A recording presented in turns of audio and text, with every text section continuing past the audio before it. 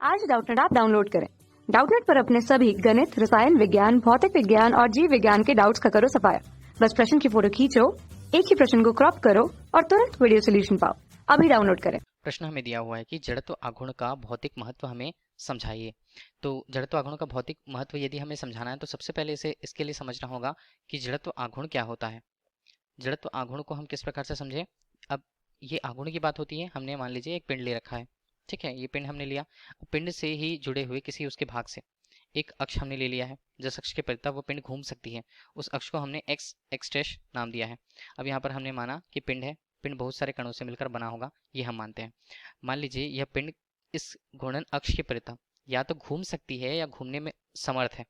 तो हमने घूमने में समर्थ है तो कुछ एक कोणीय वेग ओमेगा से इसके मान को रख दिया कि वो कोणीय वेग ओमेगा से इस अक्ष के परितः ये जो पिंड है वो घूम सकता है, ठीक है।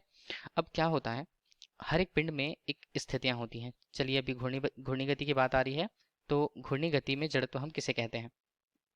देखिए, मान लीजिए हम इसके पास दो अवस्थाएं हैं कि या तो ये गति की अवस्था में है, तो गति की अवस्था में है तो ओमेगा का मान यहाँ पर क्या होगा, अधिक होगा, मतलब अभी गति की अवस्था में है। और दूसरी स्थिति हमारे पास होगी ओमेगा का मान होगा शून्य, शून्य होगा मतलब ये है विराम की स्थिति में, ठीक है। पिंड दोनों स्थितियों में क्या होता है, जब भी हम किसी भी पिंड के लिए, कोई पिंड किसी घूर्णी अक्ष के सापेक्ष यदि घूर्णी गति कर सकती है तो उसके जो परिवर्तन है, मतलब उसकी अवस्था में परिवर्तन का काम यदि हम करते हैं तो वो पिंड द्वारा उस अवस्था का विरोध, अवस्था परिवर्तन का विरोध किया जाता है।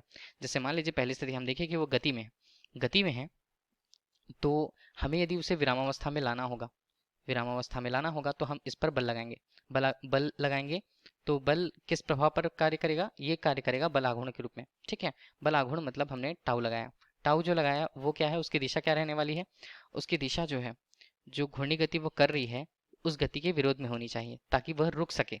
इस प्रकार ये पिंड जो है अपनी इस अवस्था का विरोध करेगा, अपनी इस अवस्था का विरोध करेगा, उसे ही हम बोलेंगे जड़त्व आघूर्ण।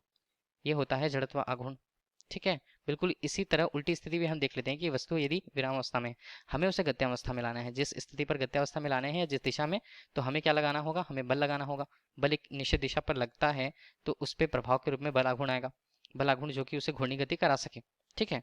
बल आघूर्ण यदि यहाँ पर आता है, हमने उस पर बल आघूर्ण लगाया, बल आघूर्ण लगेगा तो उसके समक्ष उस पर क्या होंगे, कोणी, यहाँ पर कोणी त्वरण उत्पन्न होगा, ठीक है। कोणी त्वरण जो उत्पन्न होता है जिसे हम अल्फा से प्रदर्शित करते हैं, जिस दिशा में कोणी त्वरण होगा उस दिशा में वह पिंड घूमने के लिए प्रेरित होगी, ये होता है। तो इस प्रेरण का विरोध क्या करेगा, वो पिंड है वो जो करेगा अपनी अवस्था के विरोध में, विरोध का वहां पर प्रतिरोध वो करता है, तो उसे हम क्या बोलते हैं, आघूर्ण के रूप में जड़त्व आघूर्ण।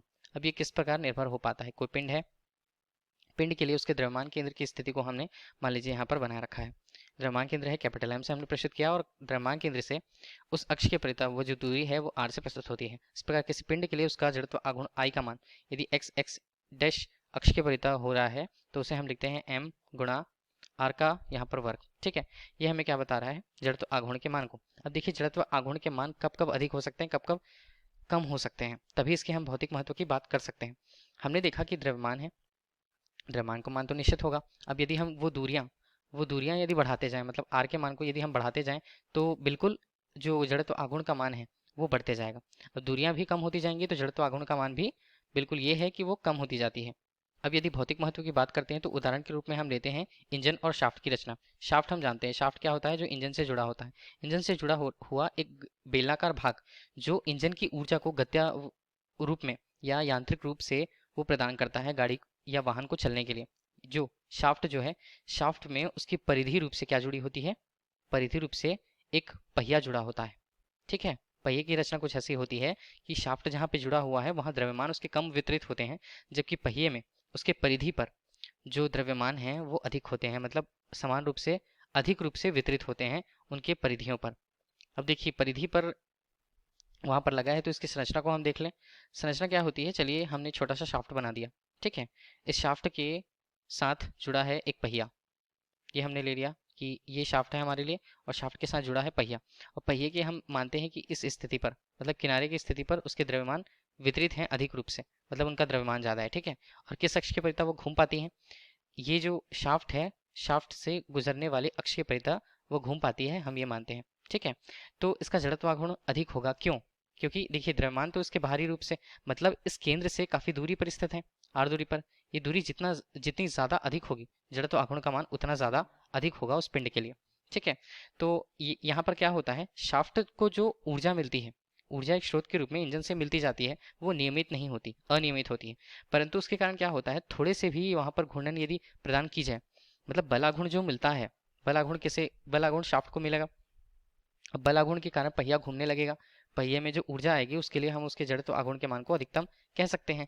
तो देखिए जो अलग अलग स्थितियां आती हैं, अलग अलग स्थितियां आती हैं, मतलब कभी शाफ्ट जो है धीमा पड़ता है, कभी शाफ्ट की गति अधिक हो जाती है, पर उसे भी एक समान रूप से वितरित कब किया जाता है, या ऊर्जा के रूप में संरक्षित इस गतिमान पहिए द्वारा ही किया जाता है। इसीलिए यदि वहां से ऊर्जा, स्रोत से ऊर्जा मिलनी बंद हो जाती है, तो शाफ्ट यदि घूमना बंद कर दिया, शाफ्ट अधिक गति से भी घूमने लगे, तो इस प्रकार से जड़त्व आघूर्ण के मान इस पहिए में अधिक होता है और वो इन्हें एक समान बनाए रखती है। एक समान बनाए रखने के कारण देखिए किसी किसी स्थितियों में यदि हमें स्रोत से ऊर्जा नहीं मिली तो भी गाड़ी सीधे ही नहीं रुकती, वो काफी दूर चलने के बाद रुकती है, जिससे उस पर शॉक या और खतरे जो हैं नहीं होते हैं। ये तो रही शाफ्ट की बात। दूसरे भौतिक महत्व के बारे में बात करें तो हमारे पास साइकिल होती है, साइकिल का पहिया है या बैलगाड़ी का पहिया है। अब कोई भी ऐसे वाहन होते हैं, उनके जो पहिए होते हैं, उनकी रचना क्या होती है, उनकी रचना कुछ इस तरह से होती है कि यहाँ पर शाफ्ट है, देखिए शाफ्ट है और रिम होता है। देखिए शाफ्ट की संरचना कुछ ऐसी है कि केंद्र में शाफ्ट होता है और स्पोक या कोई और माध्यमों द्वारा वो रिम से जुड़े होते हैं। और रिम में क्या है, रिम में भी द्रव्यमान वहां पर एक समान रूप से वितरित होता है। द्रव्यमान उस अक्ष से, जिस अक्ष के परितः वो घूम रही है, घूर्णी गति कर रही है, जितनी दूरी पर होते हैं, जितने अधिक दूरी पर होंगे, उसके लिए जड़त्व आघूर्ण का मान उतना अधिक होगा। अब जब बैलगाड़ी या ये साइकिल जैसे जो वाहन है वो चलाए जाते हैं, तो यदि अचानक से गाड़ी हमें रोकनी है तो ब्रेक मारा जाता है, तो भी स्वतः ही एकदम से नहीं रुकती, मतलब यहाँ पर हमें झटके का एहसास नहीं होता है, झटके नहीं लगते हैं। और यदि हमें उसे रोकना है तो रोकने के पश्चात भी काफी दूर तक चलती होती है, मतलब वो ऊर्जा को एक समान बनाए रखती है।